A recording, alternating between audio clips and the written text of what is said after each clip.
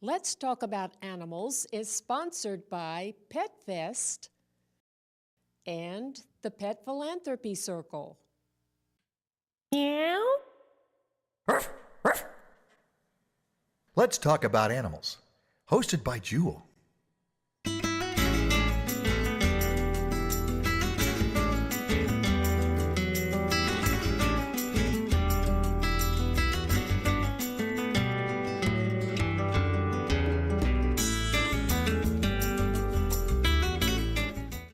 As always, we have a terrific show for you today, and we have with us Christopher Gervais, who is the president and founder of the Wildlife Conservation Film Festivals. Welcome, Chris. Good morning. How are you? Thank you for having me today. Good. How are you? And we also have a mystery guest right on cue because you had something very interesting happen on the way to the studio. I did. I have this little fella here. This is a cowbird who actually flew into the car that was in front of me driving, and I saw it hit the car and pop right off and land on the side of the road, and I couldn't just leave it there, so here it is. It seems to be Now, we holding its started own. out, we put it in a box because we thought that we were going to call the wildlife conservation to come and help us rescue the bird because we didn't know if its wing was broken or whatever.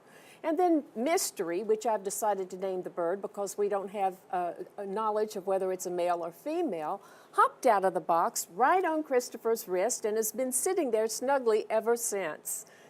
You can tell that wildlife have a natural affinity for you, Christopher. Well, I've always been told that by friends, but the wildlife certainly has an attraction to me, and I to them, and it seems content for the time being, and hopefully we'll get it some care, and it'll make a speedy recovery. And So now tell me, you must have started this love of wildlife when you were a child. How long does this go back? Oh, this goes back as long as memory serves. I had always been an animal lover. We always had pets that we took care of, not just dogs and cats, but we would rescue the turtles or the frogs we'd see on the road if they'd been injured. And even as a youngster, I would volunteer at different wildlife refuges and natural history museums and zoos. So the fascination with wildlife started probably as early as I can remember in kindergarten, and then being a youngster, I grew up watching Jacques Cousteau on Sundays on PBS and Nature and Nova, and at the time, Jim Fowler, Mutual of Omaha's Wild Kingdom, and I said to myself, this is who I want to be as I grow up, and this is what I want to do. And So now, did you study film? no, actually, my background is in science, degree in environmental science and marine biology, and actually a pursuit for a time in geology and vertebrate paleontology, which is not really wildlife per se, but I guess the study of ancient wildlife, fascinating. extinct species from many millions of years ago. So I've always been a science advocate, always had passion about natural history and science, and getting into film was not something I had ever planned or thought Well, this about. started like 2 years ago. You said that you started the film festival? The idea started during a meeting with Dr. Sylvia Earle and Jim Fowler, and that was actually March of 2010.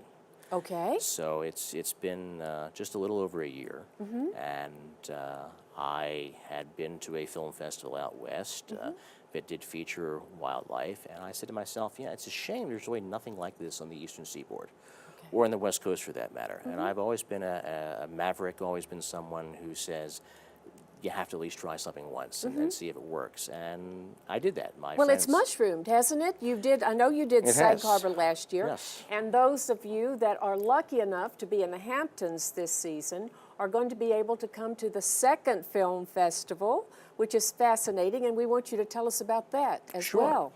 The second annual Hamptons Wildlife Conservation Film Festival will be once again at the Bay Street Theater, September 23rd, 24th, and 25th. Okay. We have films starting Friday evening. It's divided into what we call a series. Every 2 hours we show films, anywhere between 3 to 6 films, which include both short films and feature films. But we also have speakers coming. Some of the filmmakers will be in attendance, and they'll do a Q&A to the audience about their film. And we have our first 2 series Friday night, 6 to 8, and then 8 to 10. and then we'll be showing films all day Saturday, and then we'll have our gala this year on Saturday evening, which will be from 6 to 10 p.m. And during that time, Where will the gala be? Gala will be at Bay Street. It'll start in the lobby. It'll be food and drink, and then meet and greet with the filmmakers. And then we'll be showing clips of various films that are there throughout the film festival the entire weekend. And then we'll have a panel discussion with probably 10 or so filmmakers, as we did last year. And in addition to wildlife filmmakers attending, we also have a good relationship with international organizations like Conservation International. Last year, they sent some of their scientists up here to speak to the audience and to show some of their films. And Now, we want you to be sure to get some of these people on our show. Yeah, I'm sure they would love to. Sure. And have them come and talk with our viewers. Absolutely. Because that would be fascinating. It's nothing like, of course, meeting them in person right there at the Bay Street Theater, but still having them come on the show. We'd love to have that too, Christopher. No, I'd be happy to ask them, sure. That would be fantastic. I love what you're doing. Now, you've combined two of my favorite subjects, of course, which is wildlife and animals and film. And it's just so, you know, how you brought this to your own, from your imagination and put together what you love as well. Now, where else do you have, except in the Hamptons, that you've started the festival? We have one in Washington, D.C., outside of D.C., in Laurel, Maryland, about 20 minutes from downtown. That's November 3rd, 4th, and 5th. We just finished one in Denver, Colorado, about a month ago, which was the Rocky Mountain Wildlife Film Festival. And there is one plan in Miami the second week in February, which I think would be February, I think 8th, 9th, and 10th. Don't hold me to those dates, but... so all you snowbirds can get two. Absolutely. That'll be fantastic. Best of the both worlds, Hamptons in the fall and Miami in the winter. The goal is to do 4 to 6 a year, one every 2 months. And the philosophy is bring the film festivals to where the people are, as opposed to have people come halfway across the country to a remote location. And the mission is very simple. The mission is to educate and enlighten through the entertainment of film media. And I use a quote from Jacques Cousteau: people protect what they love. And if an adult or a child does not know what a wombat or a whale shark is, they're not going to love it. And if they don't love something like that, then they will have no reason to protect it and want to see that species and the habitat that it lives in preserved. Not everyone will ever have the chance to see a particular animal. Not everyone will get ever the chance to scuba dive and see a whale shark or a pilot whale. And if they do not see it through film, then many will say, why should I care? And what we have found is that when people see films of these animals in their habitat, it really does move them. I mean, last year we had one film, The Last Elephants in Thailand, and there were people weeping during the film and then asking afterwards, what can I do to help save these endangered animals? I tell you what, I was in Thailand just this past Christmas and saw the elephants there. And so wild buffalo, it's beautiful. But I didn't know, even coming from Thailand, that they were endangered. So this is like... They are. There's maybe 30,000 Asian elephants left in the entire world, wild Asian elephants, and that's in Thailand, Cambodia, India, Borneo. The population is shrinking, and it's primarily due to habitat loss. They're living in one of the most densely populated areas in the world. I mean, India now has over 1.3 billion people. And you have to ask yourself, is there room left for wildlife, particularly an animal that size? A male Asian elephant is over 10 feet tall and 6 tons, and where does an animal like that go? It needs so much food and water and open space. And in countries that are densely populated, wildlife, unfortunately, is taking a back seat to human needs. And through film, we believe, and we've seen this so far, people will be educated about these species and the habitats they live in, and then, like yourself, say, what can I do to help? And there's a lot of ways. Did they offer solutions in the documentary? They do. Different films have different missions. Some are to inform people about the plight of a particular species. Others will say what you can do at home or abroad to help it. We try not to show doom and gloom films. Right. There are a lot of species that are critically endangered, but there are ways to still save them. And we've seen this before when a population was down to as few as 50 animals and rebounded. And a great example of that is the American bison, which was nearly wrote off and declared for extinction. Another that I can think of is the black-footed ferret, which actually was declared extinct and thought to be extinct for over 30 years, and then a small population was rediscovered. And nature has a way of rebounding and holding its own. And sometimes it requires a little help from humans. In other cases, it just requires no interference. And nature is resilient, whether it's an ecosystem restoring itself or a species bouncing back from the brink of extinction. Wildlife is such a fascinating subject. It really is. I know that you must have really enjoyed, and didn't you tell me before that you had previewed every single film that will be? I do. Did you have to screen that? What do you go through to determine this one's in, Sure. this one's out? That must be kind of... There's a lot to answer your question. I mean, we get films submitted from filmmakers all over the world, from not just the United States, from... How many applications did you have this Right year? now, we have about 390 applications Wow. for probably 50-some slots.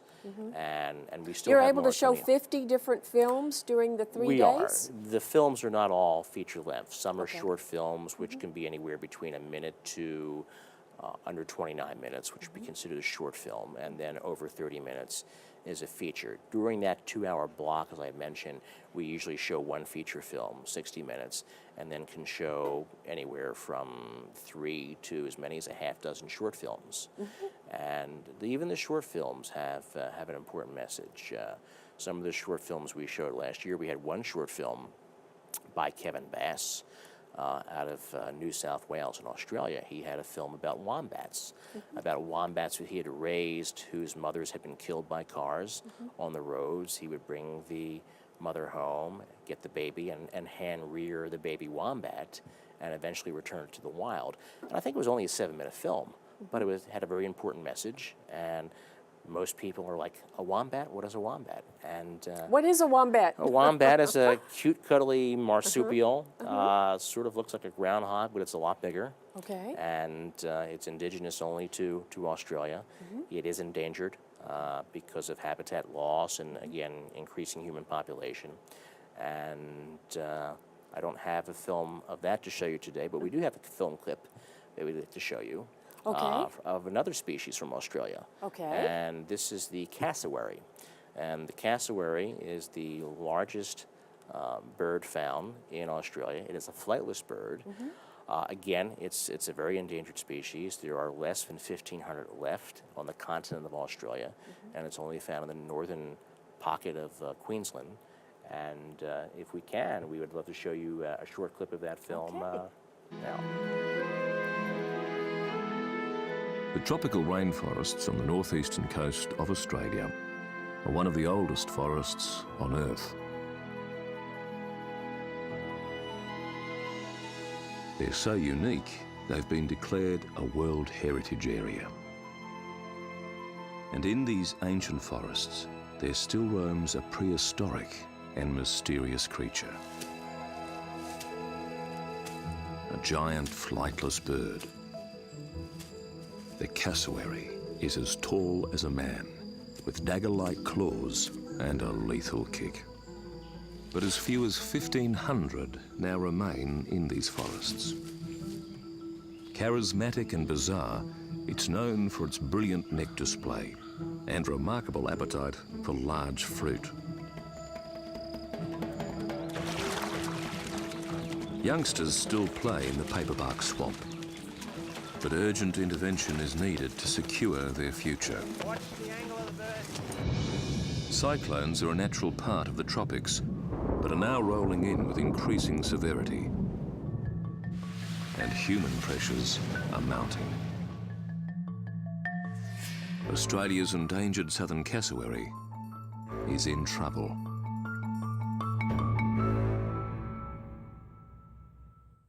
Wow, that's really fascinating, Christopher. It's a great film. It's produced by Bianca Keeley.